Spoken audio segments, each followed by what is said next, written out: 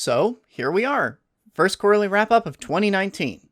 We've got a pretty eclectic pile of games this time, and it's a bit of a stretch to try and bring them together, but the closest thing to a theme I can come up with is wrestling.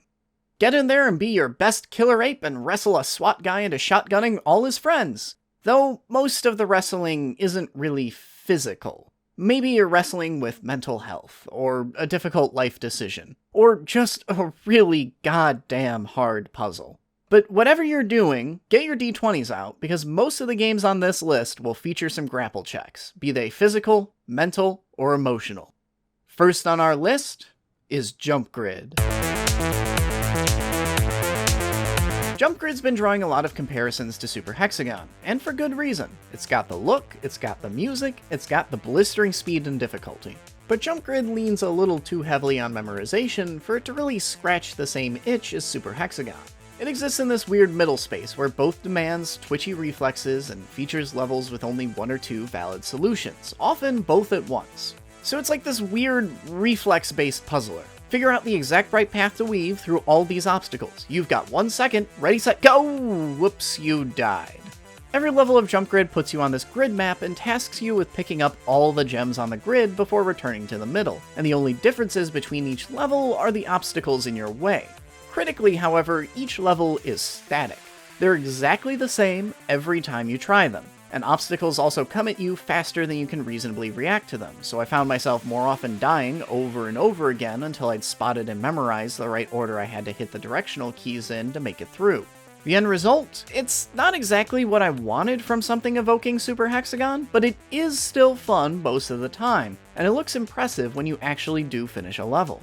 But very rarely do I ever actually feel in control in Jump Grid, more that I'm just surviving, and sometimes I manage to survive my way to the next level. I don't know if that's a marker of how bad I am at video games, or how hard Jump Grid is, but if you want to go up against something that's hard as nails, Jump Grid's going to be up your alley. When the Darkness Comes. Mechanically, When the Darkness Comes is kinda like if somebody made the Stanley Parable a horror game. And finally, welcome!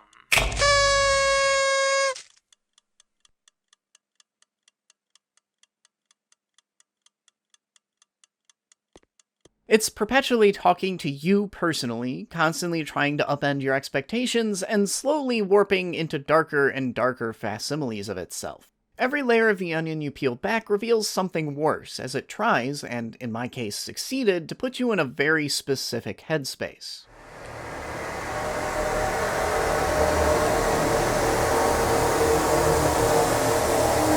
This is a game that's best going in as blind as possible, so I'll keep the details scarce, but it's a deep dive into what it's like to wrestle day in, day out with mental illness. So, massive content warnings for depression, anxiety, and suicide, because this game is going to do its damnedest to make you experience all of those things. And if you already live with that, you don't need that feeling multiplied. Also, tread carefully if you suffer from epilepsy. But for everyone else, When the Darkness Comes is a deeply personal, empathetic, and affecting game, and it's probably the most interesting narrative experience I've seen in a game this quarter. And it's free, so give it a shot. Baba Is You.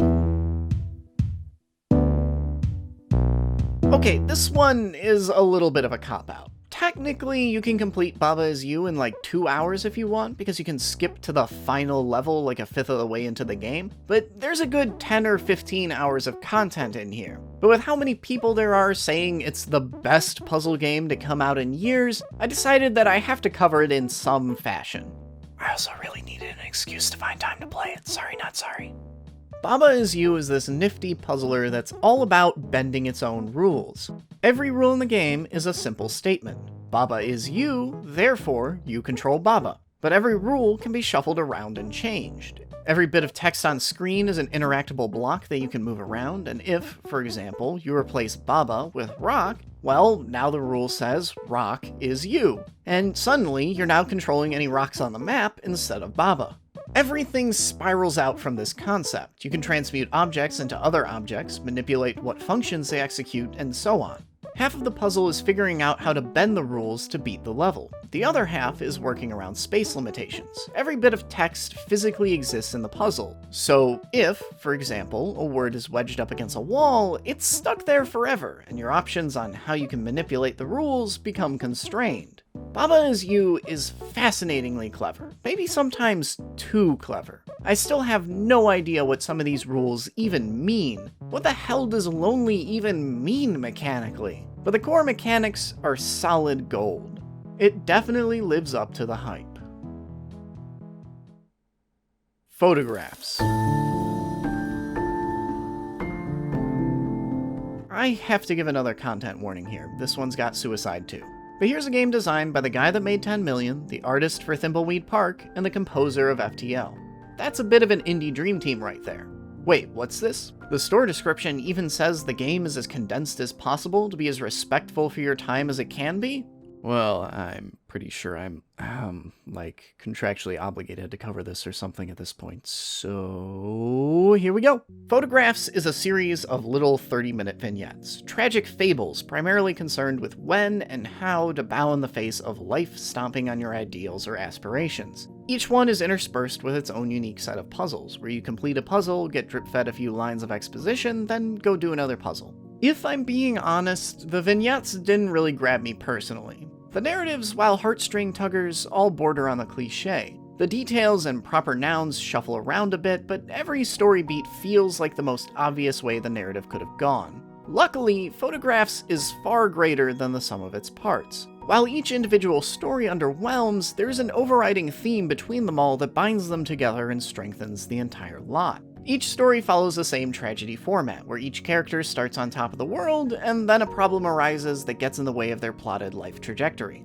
They all hit a flashpoint, where they can either accept the complications and embrace defeat, or they can keep struggling to accomplish their goals or stick to their ideals. And every time, they choose to struggle, and it only makes things worse. That's a hell of a downer theme, but as you realize how these all click together, each vignette gains the momentum of the previous ones. There's also a lot of thoughtful design going on in the puzzles that not only mirrors the story, but sometimes even does the storytelling itself. It's usually tiny details, like how as a company fires employees, there are fewer game pieces on the board, or how a character starving in the story gets foreshadowed in the gameplay bits. Or how when a character gets fired themselves, the puzzles keep going, but you have no control and they just play themselves. Overall, Photographs makes for a satisfying experience and an even more interesting course in how to reinforce a narrative with smart game design. One-screen platformer. One-screen platformer is the refreshingly short game before your next 40-hour RPG. It is the game you play while your kid takes a nap. It is the game you play instead of diving into your pile of shame. Well, I'm pretty sure I'm contractually obligated to cover this or something at this point. So here we go. The title says it all, folks. One-screen platformer's whole twist is that the entirety of the game fits on one screen. Sorta. If you zoomed way the heck out. Still, it's a tiny game that you can blow through in 15 minutes. It's a quick hot shot of platforming action. It's also built for speedrunning, and has 4 different characters that each change up how you interact with the game to give it replayability. Like this one guy that only reveals the map as you explore it, which means you'll either be doing a lot of the game from memory, or blindly jumping onto spikes to reveal them next time. Also a hard difficulty that adds extra traps you have to dodge if you blew through normal too easily. The game's a little threadbare in places, though. It doesn't even have music outside of the main menu, and never mind resolution options, there's not even a button to play it in full screen. Overall, there's not much to really say about one-screen platformer, but if you're looking for some quick and dirty platforming, it's got that. Ape Out. Yep, Devolver's back on their bullshit. Except this time, you're a giant ape, and there's jazz.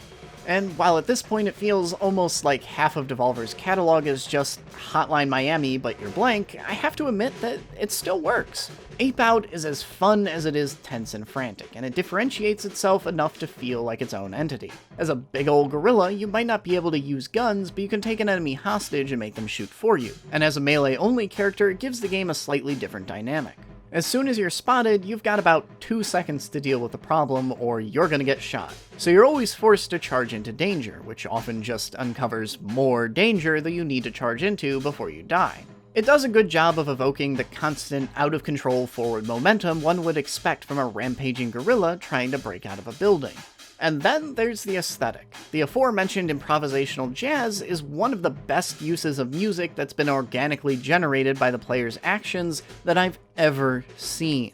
Some wilder forms of jazz already have a lot of arrhythmic, sometimes even amelodic music, so no matter what you do, the cymbal stabs and snare hits reacting to your equally amelodic and frantic actions never feel out of place or awkward. And there's an entertaining, almost comical flair to splattering a guy all over a wall to the sound of a cymbal crash instead of a wet splat. Ape Out's presentation is a home run, and definitely the game's high point.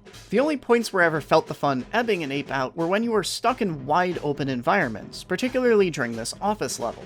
A lot of the areas are so open that it's difficult to find cover to advance on an enemy, or you'll step into a room and find yourself flanked on 3 sides. I much preferred Ape Out's other, more closed-off levels where they did crazy stuff like playing with the lights and elevators. Overall, though, this is just one nitpick for a title that is otherwise excellent. That's it for this quarter's wrap-up of games, but if you're looking for more recent short titles, I've got a whole long backlog of reviews you can check out. Seriously, I do this all year round, so you can find a ton of great short games that will absolutely blow your mind. And if you've got a game I missed from the last 3 months that you liked, give that game a plug in the comments. And if you liked this video, hey, hit that subscribe button.